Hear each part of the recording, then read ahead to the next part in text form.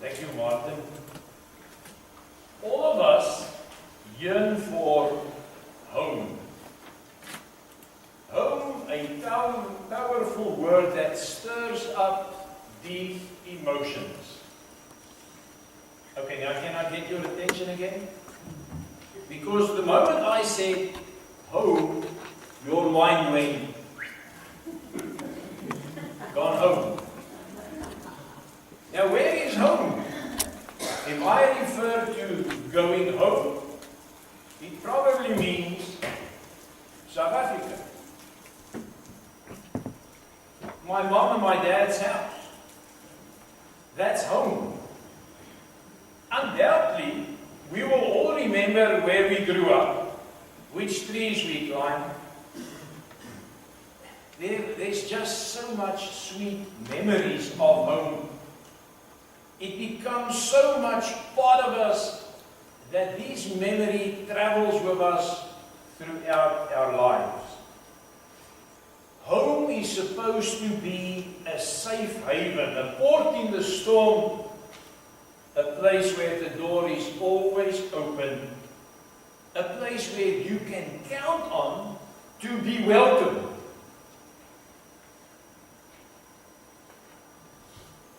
Home is a place where you are accepted just as you are. You don't have to prove anything at home. But what would it be like if we travel back home and there is no place to be called home any longer? What will your memories be like once you reach the place where there is no more a home, where you are not welcome? Dear friends, in the past month we have spent time paying attention to John's promise that the true light which enlightens everyone was coming into the world, according to the Gospel of John, verse 9. Jesus indeed was coming home. So we watched for the light. We journeyed through Advent, the season of waiting, counting down and expecting. We've been preparing for the homecoming for Jesus. We rolled out the welcome home banners. We've been lighting candles on an Advent stand. We sang in joy and amazement about the homecoming of Christ, knowing that God has chosen to send Jesus to dwell with us. And then finally Christmas arrived, and churches across the globe marked the glorious occasion of the birth, the arrival of the Christ in this world. Christmas, dear friends, the celebration that Jesus did indeed arrive home. The words, was with God and was God, came back to us. God was dwelling with us. And the interesting part was, this word used in the Greek means that God tabernacled with us. Jesus, the Word who became flesh, lived among us. God suddenly invited us into the inner chamber. Jesus was home. The next miracle is the celebration of Epiphany, when we rejoice that the light shines in the darkness and the darkness did not overcome it. But there's a little problem. Jesus was in the world, and the world came into being through him, yet the world did not know him, according to verse 10, the first verse that Martin read.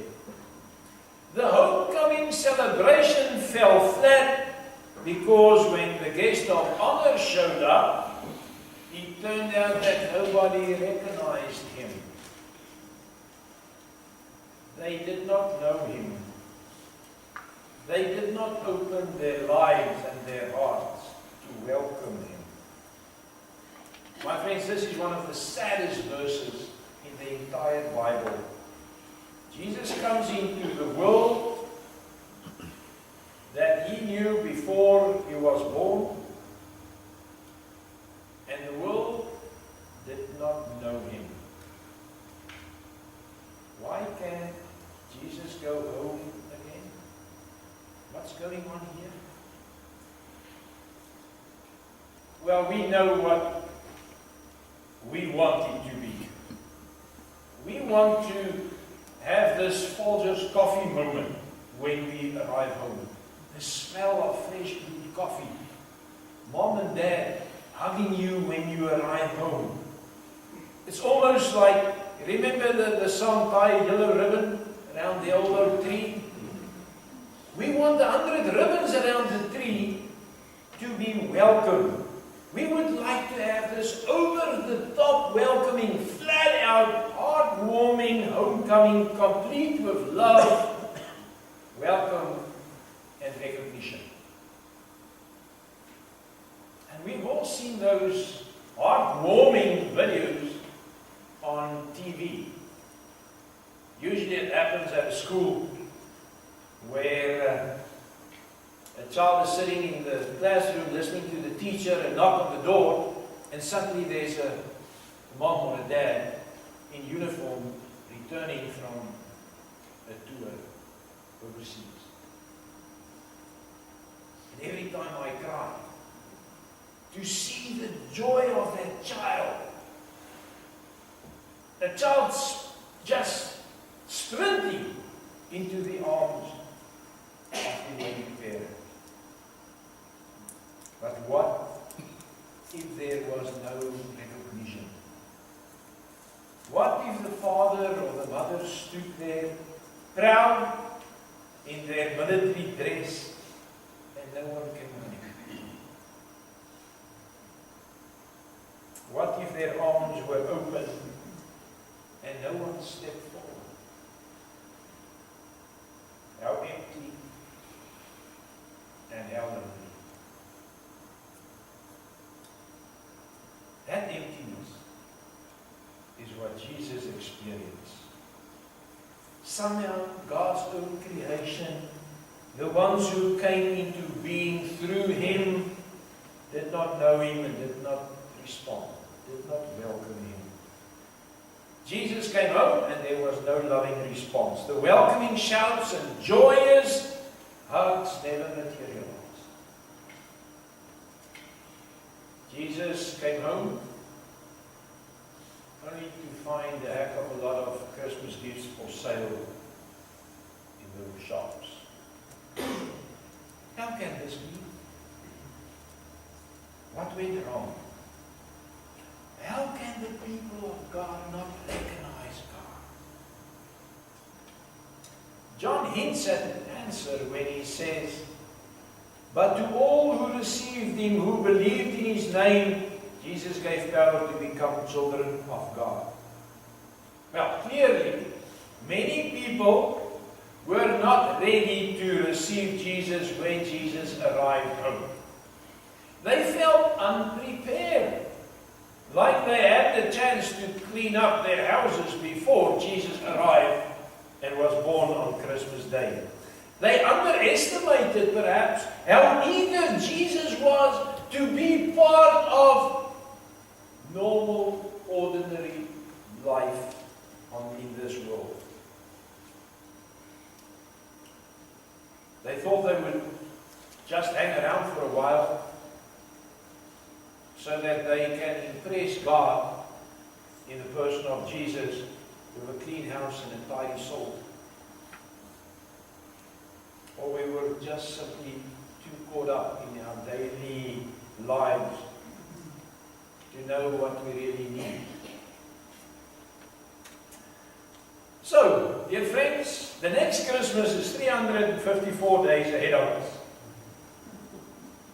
All we can say, Christmas was a mere 11 days behind us. The light of the world have any impact on your life 11 days ago? Or are we preparing for 354 days into the future?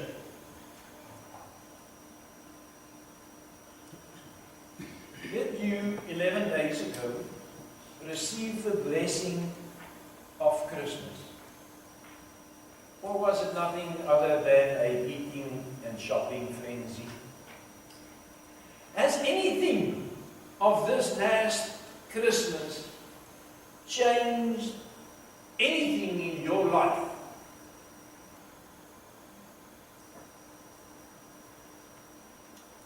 For some reason, people did not recognize the transforming power and the renewing love that Jesus brought into this world. People did not know Him. I guess people did not understand Him then.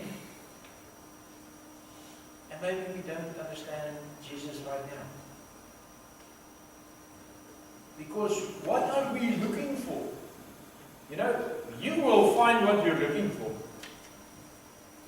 And remember what Aristotle said? If horses had gods, those gods would have looked like horses. I mean, the horse's god doesn't look human. The gods of the horses will look like horses. So that's what we're trying to receive. We are looking for some extraordinary person, some kind of Superman, and then we fall flat because Christmas has changed from something so very special and religious to nothing else but a cultural gesture.